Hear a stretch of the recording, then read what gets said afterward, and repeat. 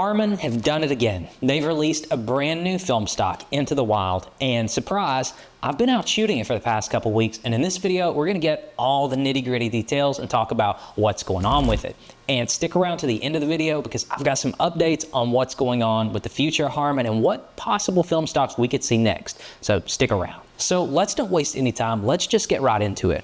So it's Harman Red 125, and it's a red scale film. Harman Red yields dramatic, apocalyptic-looking images with striking orange and red tones, where there would normally be blues and greens. Obviously, it's going to have a lot of red in the image. Everything is shifted to the red end of the spectrum. They also go on to say that, as before, sales from Harman Red will go on to support our ongoing development of color film, and your feedback continue to shape our key areas of focus. So that's pretty cool. It's the same kind of stuff they put in Harman Phoenix 200 when they first released that. So how did they achieve this? How did they get this red scale look? So we have to go back to the release of Harman Phoenix 200 just a couple years ago, back when Harman shocked the world by releasing the first color film from a new manufacturer in many decades. It was a really big deal. And historically, the way that a red scale look is achieved is by loading a color film into the canister upside down.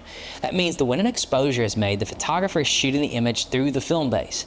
The effect comes from the way that the film emulsion layers are laid down. Companies normally do their very best to coat a film base in very precise increments to make sure that the film yields the most correct representation of the colors, that we want accurate colors.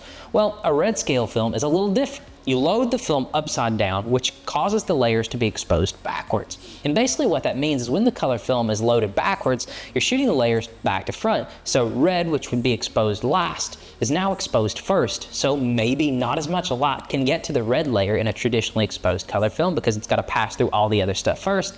Well, this time it's reversed. The light has to pass through the film base, but then it encounters the red layer, which maybe mutes the other color layers. And I haven't had official confirmation from Harman or anybody yet, but I think it stands to reason that probably what they've done is they have loaded Harman Phoenix 200 upside down into the canister, and that's what we're shooting here. It also makes a lot of sense because now we're getting an ISO 125 film instead of the 200 of Harman Phoenix because we're shooting through the film base, and that accounts for some of the light loss from doing that. I think it's a pretty cool film stock. Folks in the film photography space have known about this for a long time, that you can flip your film backwards and then get that red appearance, but that's a lot of effort.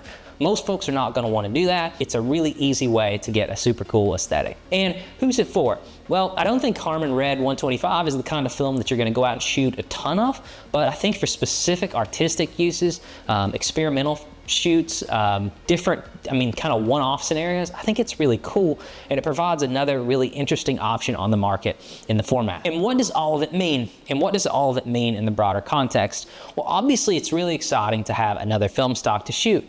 It continues to show Harman's commitment to film and continuing to continue down the path of getting more products on the market for us to shoot. So all that's really cool. Kudos to Harman. But that's not all, because in the packaging for Harman Red 125, there are lots of little interesting nuggets about where they may go next. Ongoing work. Whilst our busy R&D department, we're still working on refining, tweaking, and improving color production in preparation for our next color film release, a small team have also been working on some alternative products, and we're thrilled to be able to share the first of these with you in the form of Harman Red. So, one thing that immediately stands out about that is this is the first of a series of alternative products, which means that there may be other cool stuff on the way.